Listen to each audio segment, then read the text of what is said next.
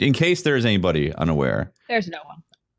How did you get started in streaming, Probo? Jay, a quick synopsis, how I got started in streaming. Started streaming January 2013, so it's been 6 years. Nice.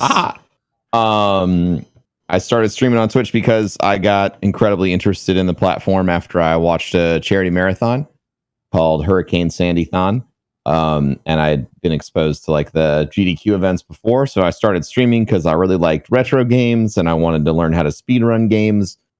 So when I started streaming, it was because no one else on the SDA forum for the Borderlands 2 speedruns was streaming. So I was like, oh, I'll do it, and then we can all hang out and try and get this run into Awesome Games Done Quick. So that's the super quick, truncated version. That's amazing. And then Destiny happened, right?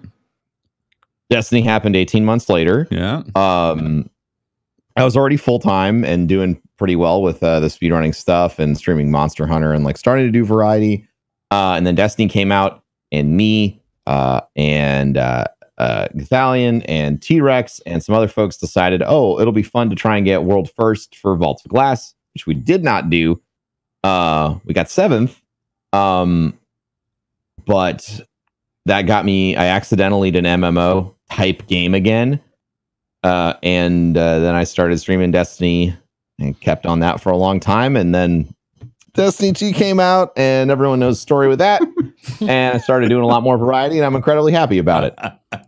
Smile. Good choice. That's good. Well, That's quite a ride right there. Yeah. I got a question, actually. So I don't think we... Talking about Vault of Glass and that first experience going in there, and then fast forward to Last Wish.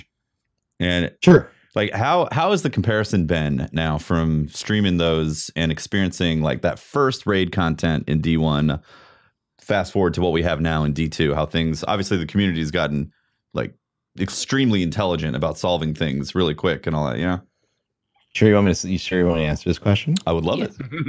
What is it like streaming a raid like Last Wish as opposed to Vault of Glass? Yeah. Well, when it was Vault of Glass, everyone was nice. And when it was Last Wish, it was like, hey, these guys are shitting on you. They're fucking you up, bud. You're never going to get anything. You're awful, dude. So-and-so already finished it.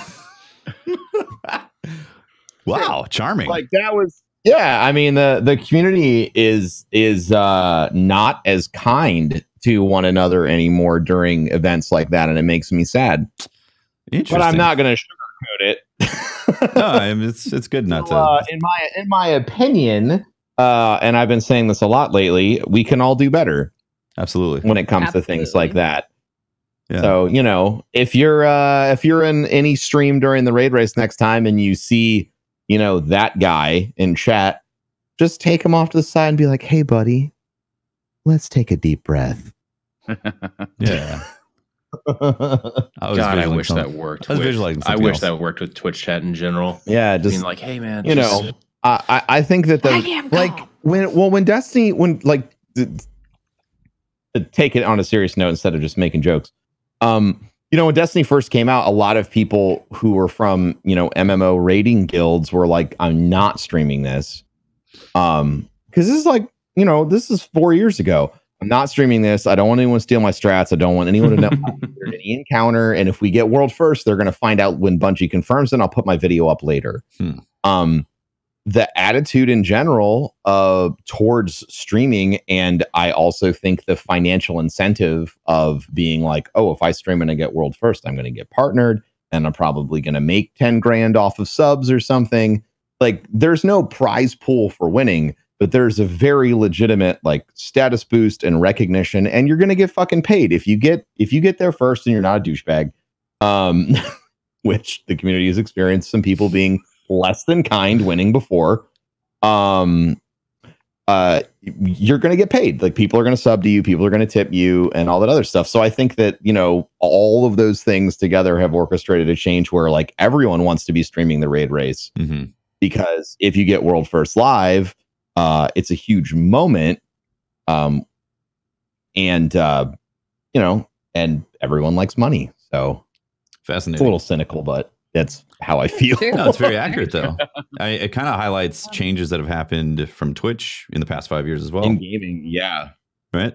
I mean, when Vault of Glass came out, like Twitch, when we're talking 4 years ago on Twitch, like people were still coming to my channel every single day, like, why the F are you on Twitch? You should be making YouTube content. You know, and it was like when all the, you know, it was before all the YouTubers were like, oh shit, I should stream on Twitch too. Like, you know, it was like, oh, Twitch, so what's that? Some kind of upstart. Yeah, okay. I have one too. Like, I have a Twitch. I get it. Lol. But now everybody does everything. Twitch is a legitimate platform, so that's also changed the dynamic as well. For sure, yeah. Interesting. Yeah, it's very interesting.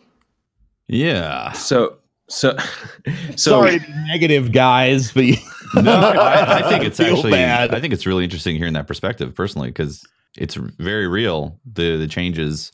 I think ever since Amazon purchased Twitch, and it's been getting more and more public face, and then there's only 5 of the original, I think it's 18 employees that are still at Twitch that founded the company. Wow. And the most recent guy that was let go, Chase, was, and I think he did PR and partner relations. He was like the first partner manager guy anyone ever met on the platform. Usually the first face people talk to. So there's big changes have happened even since I've started. Yeah, absolutely. Yeah, company's changing. Yep. Speaking of, it's really gone mainstream, right? It's like you got Ninja absolutely commercials, and like there's real celebrity to be found on Twitch now. Yep. It is interesting how like people say, "Oh, I want to be like." Used to be kids; they had ambitions. Now they just want to be YouTubers and streamers. Well, that's ambition still. It's very ambitious, actually. I feel like an old man when I say, "No, just don't do it, kids. Don't. You don't. You can try. Try to get a career in acting instead. You'll have a better chance." Anytime somebody talks to you about that, and they're like, "My kid really wants to do what you're doing. Please don't tell them about it." And I was like, "That's the opposite of what you want to tell me. You want me to talk to your kid about everything I do to make this job happen." And then they'll be like, "That sounds like a lot of work," which is the W word. Kids hate the W word. So then they'll run away in the other direction. There you go. It's not just playing video games. You actually play much less video games because you're working in video game world. That's true. It's true. Yeah. So that's actually one of the more interesting things, because you're one of the first people that I think of when I think of like people who are streaming, but they got a lot of other stuff going on. I see that T-shirt that you're wearing. That's intentional. Intentional T. I like it. Intentional T-shirt. You want to talk a little bit? You got a bunch of other side projects basically going on, namely King's Coast. Do you want to talk? Can you talk about those? Sure. So if you don't know me from streaming, there's a off chance that you know me from other stuff I do. So I'm the charity director and co-founder of Guardian Con. And I am one of the co-founders and I guess lead on marketing for King's Coast Coffee Company, which we founded a year and a half ago. So yeah. Why coffee? I love coffee. Coffee is absolutely like, it's one of my favorite things. But we started the company because, you know, me and my business partners we're all broadcasters, but you know, we saw what lack of diversification did to us just on one platform. And when you think about how incredibly financially vulnerable you are, if the only income stream you have is Twitch, which at first, idealistically, everyone assumed would never rapidly change without communication like YouTube does. But why all the YouTubers came to Twitch. And now that's happening here. It's becoming more corporatized. So we decided, like, okay, well, we want to expand out from things. And the first venture that we built was Guardian Con, which is something that benefits St. Jude. And it's also a great moment that we're trying to build into a celebration of the good that gaming does. And then we have King's Coast Coffee Company, because we realized there was no good way to get coffee if you live in like any area that isn't like downtown or in an urban metropolitan, redeveloped area, metropolitan area.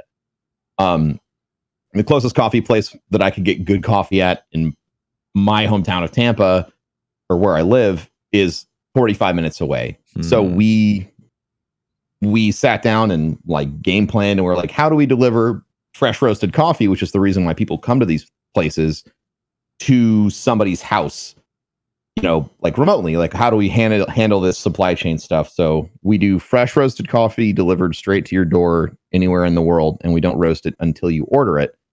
And that's what makes us different. Yeah, that's awesome. And I promise you, if you try it, unless you have like a third wave coffee shop somewhere near your home, it will be the best coffee you've ever had. I've had it. After a year and a half of hearing that feedback, I'm not afraid to say it out loud anymore. I've had it, and it's delicious. Yeah. And it's impressive that you guys roast and ship that fast. That's amazing. Yeah. Yeah. And we have so many announcements this year that I cannot make. But there's a lot more coming for the company. We recently started partnering with some breweries out in Long Island and making like coffee stouts and IPAs with them to distribute locally. And obviously we hope to kind of grow that and help grow their brand. The brands of the companies that are willing to work with us, you know, because that's how you win in business. You help everyone around you win. It's the same attitude that I had when I, you know, if you know me and King Italian and T-Rex and all the people that are like, oh, the godfathers of the Destiny directory on Twitch or whatever, you know, you like, that was our mentality was, you know, you raid the smaller and growing broadcasters because, you know, you want everyone in the community to grow. And it works the same way in business.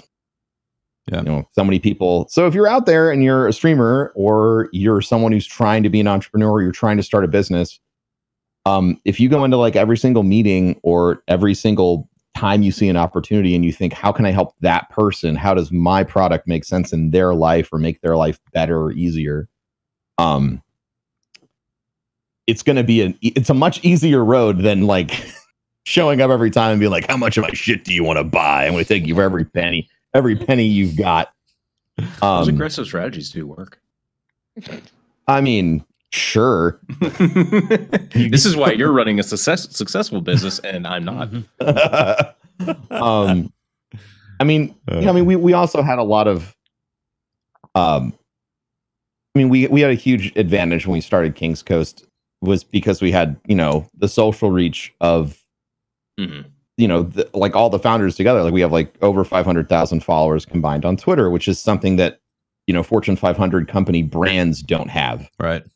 You know, so like we recognized all those points of opportunity and we leverage them as much as we can. But at the end of the day, like, you know, when we do influencer deals or when we do sponsorship deals or someone wants to work with us, we don't do all the like use code whatever the fuck bullshit because that's inaccurate tracking.